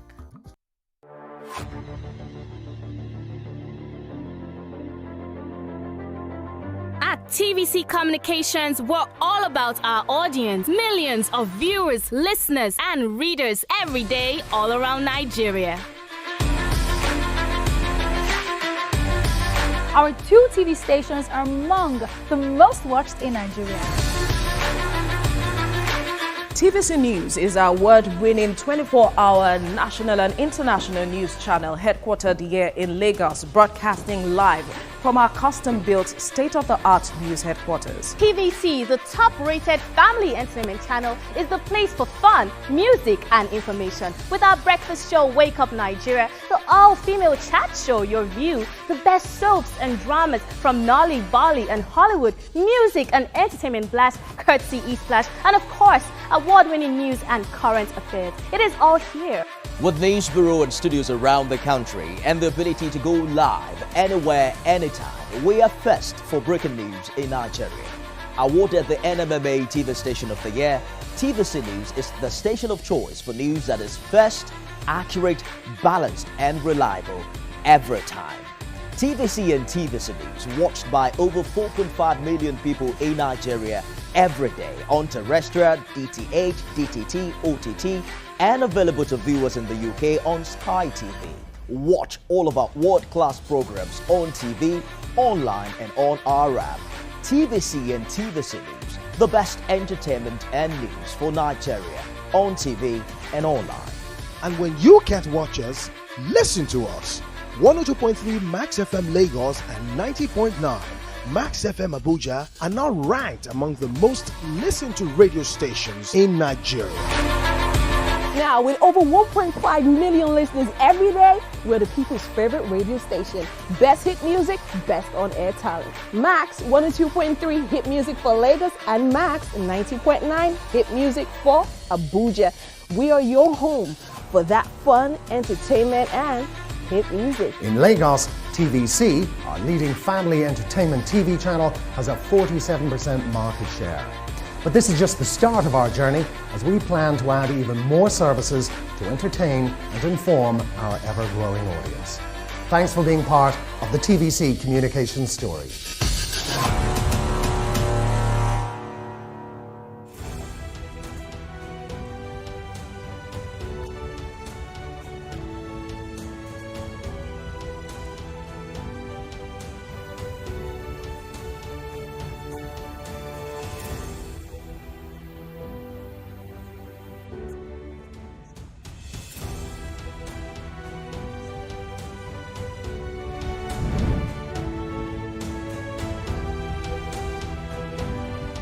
president ní ẹbí lẹ́kùn ọmọ àbúrò yìí.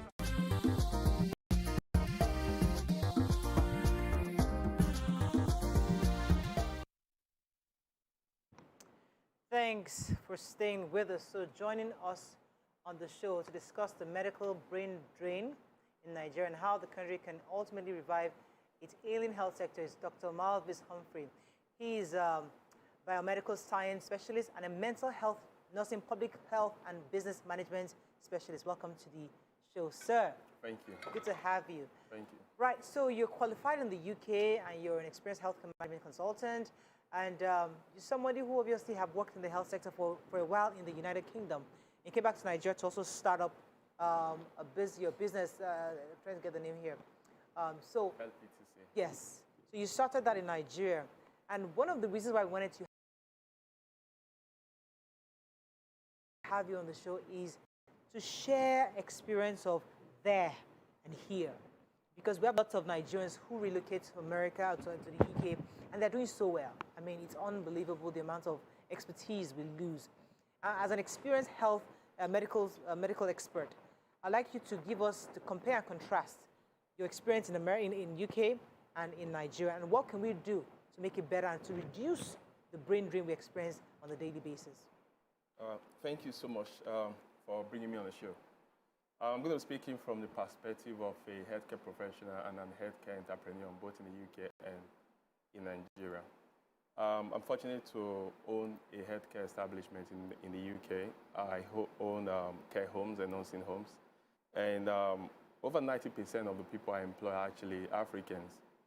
And one of the things I've been doing over the past years is to actually do a bit of survey as to why. Why is there a lot of influx of nurses, doctors from developing world, Nigeria being one of my case studies, obviously, because I'm from Nigeria, and looking at how do we support to limit that brain drain. One of the first things I've been able to come across was regulation. In the UK, we have a well-regulated healthcare system. We have a body called the Care Quality Commission, which all healthcare providers, wherever you are, hospital, I've been a hospital director before as well, hospital, wherever you are, you have to be registered with the CQC. And the CQC, Care Quality Commission, regulates everything up to your staff workforce, the quality of healthcare. So every healthcare provider have a level of service they have to provide, which gives everyone working there satisfaction and even give the patient a bit of confidence in the service that they receive. Then coming to Nigeria, so my question was, do we have the same regulatory system that make healthcare something that the patient and even the people there are proud of? And that's one area where the country is actually failing. We don't have an effective and a healthcare system that is well implemented, that is actually creating that quality of care that the patient and also the staff working there need. I've been fortunate enough to work with a lot of state government, and that's one project we're currently working on, trying to set up a regulatory system that's actually effective. Because one thing you should realize is, if a doctor, for instance, in the UK is not getting the right level of satisfaction from job, not treated rightly, they report to the CQC straight away. And what happened immediately, CQC then automatically could strike out that company because they are not meeting up to the standard they should. Wow. So that way, automatically, you live in a system where you know the workers are actually the owners of the business because they can get you off if you are not meeting up to standards or to some certain levels of criteria. But doctors are usually paid. Go ahead, man. Okay, I was just going to say, for Nigeria, it's about, most times, it's just about how much they get paid. Okay. So this organization that makes sure that everyone gets the satisfaction from their jobs, does it also determine how much they are paid, and is that what we're lacking here? Okay, another thing is living wage. You know, the UK have a system where people are paid by minimum wage living wage, and again, living wage is basically a calculation of those the income you need to make your basic needs. The problem we have here really is not people talk about you earn so much. I have a lot of friends, people have doctors working for me and nurses. If you look at what they pay there, you make a lot of conversions. You look at if somebody was actually earning a living wage here, look at the quality of life. Actually, living in Africa, you have a better quality of life. That's something I always argue with people because you are able to get involved in things that actually you could have a lot of, for instance, the type of food that you eat. There's a lot of organic food here, which give you a better lifespan and all that. But the problem we have in Nigeria is the workers here, the healthcare professionals here, are not getting living wage payments. You go into a hospital, for instance, you ask a nurse how much are they paid. and realize a nurse could be earning 30,000 naira, 40,000 naira, which is not enough for them to live. I'm not saying you have to pay a nurse $1 million naira, for instance, because the government or the healthcare provider might not be able to meet up to it, but a living wage. In the UK, a nurse might be earning £2,000 a month. Ask the nurse at the end of the month how much is left on your savings. You realize they don't have a lot left. But the question is, they're able to use what they are earning to have a good quality of life. Yeah, but you see, you get money usually through the insurance companies. I mean, there's a system that pays the doctors. So, I mean, I've worked for an insurance, a health insurance company back in the US, and I know where doctors have to send us their bills. So we pay them. So it's not like in Nigeria, a lot of hospitals have private businesses. I can only pay you what I earn. And in fact, some hospitals don't even like going through the through this insurance company because many of them they don't get paid properly. They like the private clients because those ones will pay you and you can actually pay your staff. But we don't have a very functional healthcare system such that the insurance, the health insurance, adequately pay our doctors. That's an issue. But do you really believe the Ministry of Health is not doing enough? Because if you ask the Ministry of Health, they'll say, listen, we are helping to fund. We're doing what we can do, but we're not an insurance company. We can't pay the salaries of these doctors. It's a business. The doctors should pay their nurses. Yeah, like you said, the Ministry of Health is not doing enough. The reason why I say that is I've fortunate to have quite a lot of friends who work in ministry. The question is the funding is there. But the problem is when you don't have a system that regulates processes, fundings will be misused. Right. That's true. The funding is there. The finances are there. They are there because I'm fortunate to get involved in some projects. But the problem is when you don't have a system that regulates, if the funding will be wasted and will be channeled in the right cause, and then what then happens is there is not enough to create that living wage and quality of life expectation for the people that are working there. Every system has its funding process. The US have an insurance scheme, for instance. In the UK, we have the government. The government kind of highly funds care, penny chairs, free services, and all that. And there are people who still private pay when they feel they need to obviously pay themselves. But the problem here is the fundings that we have here in our healthcare system. The government here, apart from even the IGR or the general, they get international fundings, even to support with our healthcare here. So but the question is not well. Okay, let's go to the part of Jackpot. Those are leaving. What can we do not to let? Yeah, go ahead. So, in my own opinion, I feel that people have a right to pursue a better quality of life. Yeah. However, because I'm residing here, I worry about medical emergencies and who will be left in the hospital to take care of us that were in Nigeria. How do you believe the government can handle the massive brain drain we're experiencing? What would you say from your interaction with medical personnel on ground can be the right incentive to keep them here? Okay.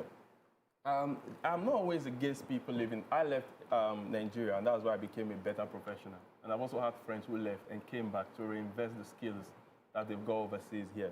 And the only reason why I'm still here is because I have an enabling environment. So what I mean is I've been able to meet people who created an environment that is allowing me to function.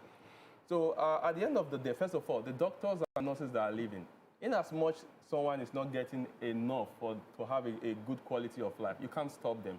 Yeah, first of all, what we need to look at is what policies do we need to have in place, at least to make the wages of a doctor, to be able to give them a quality of life, a living wage. They're not asking for too much. So if the government can have a system that makes, not just saying 30,000 is minimum wage, but have a living wage that is tied to these professionals, then that's something. Maybe I'm not clear. Help me understand a living wage. So a living wage is a figure that is connected to every single thing you need. So your house, your car. At least enabling you to meet your basic needs. Yeah. Gotcha. That need you to meet your basic. If I can meet my basic needs, trust me, if we can just get that right, helping these healthcare professionals meet their basic needs. So it's not like, so for example, if my living wage could be 2 million naira a month, for example, so the 2 million might not come to me, but that 2 million naira, we've gotten you a house. So we'll deduct the money for the house. We've gotten you a car to live. We've gotten you some various expenses. So the money might not come to you. At the end of the day, you might not have anything, but at least that 2 million we know is towards something to make you live. Have something to have quality of life. Right, gotcha. Because when we are able to create that quality of life, forget about what people say, you go here, UK, I've been there, you earn £10,000 a month. It's always about what's left. I have doctors who are here, and they have better holidays than people who are overseas because they can save. They can travel. They can. They don't pay bills. They don't pay. There are some things that you can save. Save. But we should pay taxes because that's why they can pay. What I mean by tax. That's why you can pay living wages because somebody's paying tax. Yeah, we can't do that because they're not paying tax. The thing is, like for instance, you drive your car sometimes in the UK to go into central London. You pay £50. So there are some things here that we can save on, like in the developed world, that takes all this penny out. But that's the problem for us because we are telling Nigerians to pay for ordinary to buy electricity. They increase tariff is why they carry placard. The any little thing. They remove subsidy so you can pay fuel in market prices. They carry placard. It's the same thing. When they are paying, it's the same thing. For what they are getting. They are not getting it. You won't get it if you don't pay it. Yes or no? No, answer. Listen. I don't mind paying tax. Yeah. If you don't mind, but listen. Yeah, Waba. This what that guy that Idris Waba. What is Let me finish. The NLC guy doesn't want to pay tax. Let me finish. If he lives in the UK and he's no. paying tax, Yeah. when he retires, Yes. that tax they will use it to look after him, so he doesn't have to work. Yes. Even as a private citizen, not government employee, here it's only government employee is that gets pension. If I'm going to pay tax, what is it for me? What is in it for me at the end, towards the end of my life? When I'm 60, when I'm 70, when I'm 80, and I cannot work again, there is nothing. So I've just paid tax, forgot, and then some government people will just do the tax as they like. Let there be a system where those who pay tax get pension. Let there be a system where people will see the benefit of the tax that they are paying. Okay. So I don't want us to divert the conversation. Yes, but in Lagos State tried to get us taxes. Remember, and I was when during Ashwaju's time, where the federal government did not give federal allocation, he now started looking for internally generated revenue. He got money. We now started establishing LASMA. We got street lights over the place. We started seeing what the IGI he was generating. We saw it. But can't you use that same format and say, okay, let us do this on the federal level? No. Ali Uwaba will carry placard and say, don't increase taxes. Don't increase this. How would you get anything? If Lagos State has used a template that works, can't we therefore replicate it? I mean, we've seen it work in Lagos. Yeah, anyway, let's not change it because we can always let's go back to brain drain. So, sorry. Another thing we need to look at is what are those income? There are some things we can't stop. Now we can't stop the brain drain. So what do we do? If we are able to create a system that creates more employment opportunities for our healthcare professionals to earn income in a different way, even while not living in the country, then that's another area where we can reduce how much these people live. So one of the projects we started to get involved in, we are training healthcare professionals who get involved in consultancy, even on the technical direction, telemedicine, where people don't have to leave the country, but they could be consulting for people outside of the country. I have medical professionals who have started to do content writing while they are here in Nigeria and earning in pounds. And I've had people who have started to mentor to become healthcare consultants, where they can, because sometimes you need international companies who actually want to go into developing world, and they need someone who can do a bit of survey statistics. So the country needs to start looking at how do we, if we can't afford and make these people rich, how do we create opportunities to make them to be more skilled, to be able to do things. That's like having the best of both worlds. So you're in Nigeria, and you're not paying the taxes they're paying there, but at least you are earning You're pounds. able to get that. You're able to get that. So and if we start looking at that direction, so the doctors, I've got a few doctors and nurses who are already working in that direction. I run a company that is into healthcare, that train people on to become healthcare assistants. But no, okay, go ahead. I want to quickly just throw in this question because I like the way you said that you came and you met people that gave you sort of like an enabling environment. Because many people watching, we have lots of diasporan viewers who would like to have that come back home and do something with the knowledge they've acquired over there. What would you say is the state level? What has the response been? Because we hear the negatives. We don't hear this positives one that you're getting that. How has that been? Coming back, who gave you that enabled environment? And how would you encourage people watching right now that would want to come back home to add value?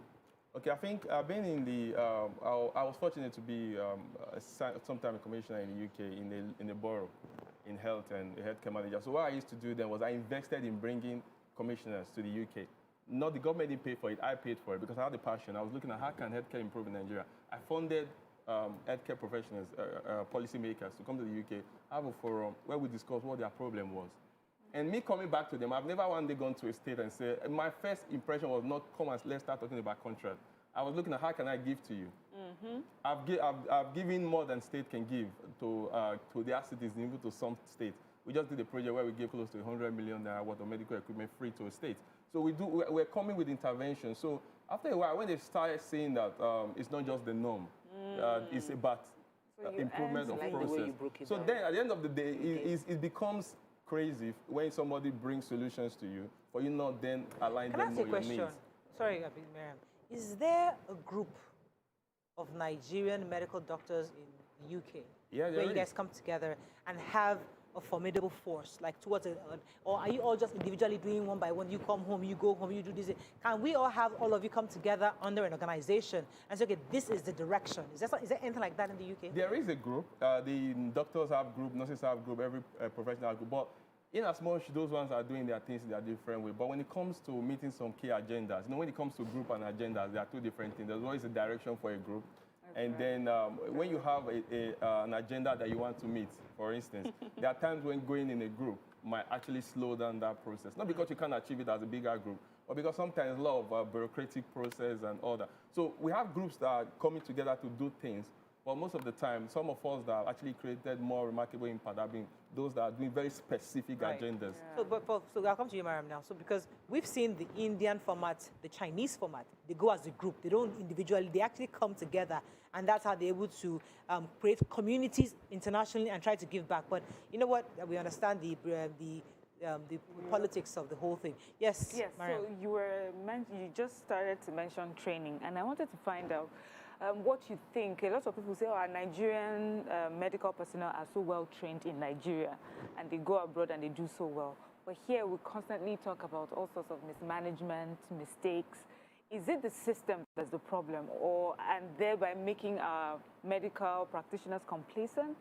Or is it the lack of that organization that you say helps to maintain a standard, even though we have a medical organization that helps to maintain standards within our Nigerian hospitals? What is it that they are doing differently there that makes our Nigerian medical practitioners do so well over there? When they get there. Yes. I think the first thing is I've had doctors that came to my practice, and the first week they came, I had to make nurses mentor them. Not because they were not academically sound, but they don't understand a lot of medical ethics. So the thing there that's different is being a doctor that qualified 20 years ago, a nurse that qualified last year might know more than you because there are latest ways of doing things. But the problem that is here is how is our continuous professional development like? Exactly. I have a PhD in infection control, but every year I still have to sit down and get someone train me who might just have a BSc on infection control on what is happening in infection control, because it's a requirement that I need to show that I've done infection control training every year, even when I have a PhD in it. So that's the same thing. So we have mandatory courses that every healthcare professional must do. So there are some of them that I can close my eye and train, but I still have to sit down every year to keep my license because I have to show the government I've attended it. Safeguarding training, health and safety. So what systems are we implementing here? That a doctor does not, you don't have a choice. You have to do this training every year just to make sure that you are up. Things might have changed. Updating yourself on a regular basis. So that's something we also lack here in the country. Interesting. So, that's something that we like here. I'll let you go because I know the ladies like to what we discussed it, but this is quite. Let's get a few messages from. Well, let me say one more thing. So I have a mom who worked in nurse, had a nurse most of her life and has just retired about a year ago. She has so much experience, and she's had to work with Nigerians in diaspora that come into Nigeria. They come as a group to give all forms of free medical services, and she's worked with them. And I feel like now that she's retired, so all that experience, all that skill, who can use her? I mean, who can make use of the skills that she has now, and how would it impact our health sector now? Is she a good candidate for a health sector, and how would she impact it positively? Yeah, she is. Experience, they say you can't buy. The experience you've gathered over years. So we have a lot of mentorship programs that we're in the UK, for instance, which we're also creating here. I have some direct work with the Nursing and Midwifery Council. The registrar is a very good friend. So we'll be looking at creating system and practice, how we can improve nursing practice in the country. Such people, for instance, who are that have had the experience and all that, there are so many things ethically they've learned, experience they've learned, incidents that they've seen, that they can share even with the new people who are newly qualified. Yeah. I think it's just about identifying themselves to a group or to an organization or even to a hospital who has that same goal and vision. Right. Like we do, for instance. We have a lot of nurses on our board who are high-level nurses. Just on the lighter note, there was a Catholic hospital that is in Maryland that my kids took their immunization from, and the matron there was a retired matron from the regular government she has finished in the government hospital at tenure, and then she now volunteers at time in a Catholic hospital, and she was amazing. There's always a difference, you can tell. It's different. She was wonderful with the kids. But I wanted to ask you, because over and over again, it seemed like we know what the problem in Nigeria is. Systems. We need to have systems. When we strengthen the system, everything works well. Yeah. And for us to have that system, we need to have policies and people follow through with the right policies. I went to the US, I want to become a realtor. I must do training every month as a realtor to show that I'm compliant. How do we implement the right system? Like, can we leave government and focus on every state creating a medical blueprint, and how can that pan out? Yeah. So, like what you said, every state needs to create their regulatory system. We're currently helping a state now mirror CQC in the UK. The state have given order upon and went in there, brought CQC policies. I did a revamp of their health system, visited all the hospitals. Now they're actually passing through the House of Assembly to have a regulatory system that regulates healthcare in the state. That's where we need to start checking from. all the private hospitals. Yeah, and there are some states who have something that looks like it, but it's not yet there. So what we then look at is, okay, it's something they want, they had an idea, but we then go in there, strengthen it, make them have a better understanding. But majority of the states don't even have this. If you don't have that, you can't expect quality where there's no regulation. Can I read this tweet from Festus Akimbo Yewa? He says, FG can't fix our health sector without taking the difficult decisions about how to fund it. UK government just raised taxes and national insurance to tackle the crisis in the health sector. Even pensioners will now pay taxes for the first time in the UK. He says FG must stop all subsidies, stop spending billions of naira to train doctors. Tuition fees for medical students in the UK is averagely £36,000 per year. Then they will be able to invest effectively in the health services and pay doctors so well. Nigerian, that even buttresses the point, because Nigerians, we train the best doctors in this part of the best doctors in the world. They go to University of Nigerian universities, and they travel abroad, and they're the stars. But their counterparts abroad are still paying back loans, £40,000. But you get a very, very subsidized education. You go abroad, you earn the big salaries, and you don't have to pay anybody's that is one of the problems that we have here. We subsidize the education. We subsidize fuel. Subsidize everything. We subsidize processing. We subsidize health. Everything. I didn't talk about fuel. We subsidize education. And then you cannot afford to continue. Yes. You know, so I think all those things. So there was a time that it was like, yes, they had free education, everybody traveled abroad, they come back, free education here, free this, but we can't afford that anymore. We even had free scholarship abroad, and then they will go abroad with government funding their education abroad, and they don't come back. Yes, we can't do that anymore. The country was mismanaged. Yeah. Yes, from the get-go. It's still being mismanaged. I know, we know that one. I was in Pastor. I think what you're doing is fantastic, and I only wish you the best. I was in Pastor Israel's church again this weekend. I guess I'll be going to that church more often now, because ordinarily a lot of things I got from the sermon. He was talking about the fact that he went to the UK. His wife was sick at the time, and he was told that, listen, for you to get this woman, we have to go and see a special doctor. So I can't remember the neighborhood. Let me put that on silent. The neighborhood was supposed to be in. They told him to go in for £30,000. And he had to just gather the money. And he got there. They were all waiting for this big doctor. He was waiting for this white man to show up. And just saw this guy in jeans and T-shirt, an Indian on the side, a Malaysian on the side. Where is the doctor I'm waiting for? And it happened to be this smallish-looking guy. So the guy started checking his wife. What is this guy checking? This guy waiting for weeks to get an appointment. And guess what? He asked me, Uncle, what's your name? He said, I'm Emeka. He said he just froze. Uncle, which university goes to? University of Unsuka. And this is a doctor that was highly revered. That they were waiting for to see his wife. So the point is that we have the best. That's the truth. And you're one of our products that have traveled abroad. We're proud of you. We're proud in you. So we like that you're coming back, but I will still advocate that all of you, Dr. Emeka's, all of you like that in America, form a group. Have an agenda. have a 10-point agenda. Okay, we're going to put X amount of millions of dollars together. We're going to do this. We're going to invest this. We're going to come back to train and get this, your CQ, whatever it is, in particular states. Have a plan.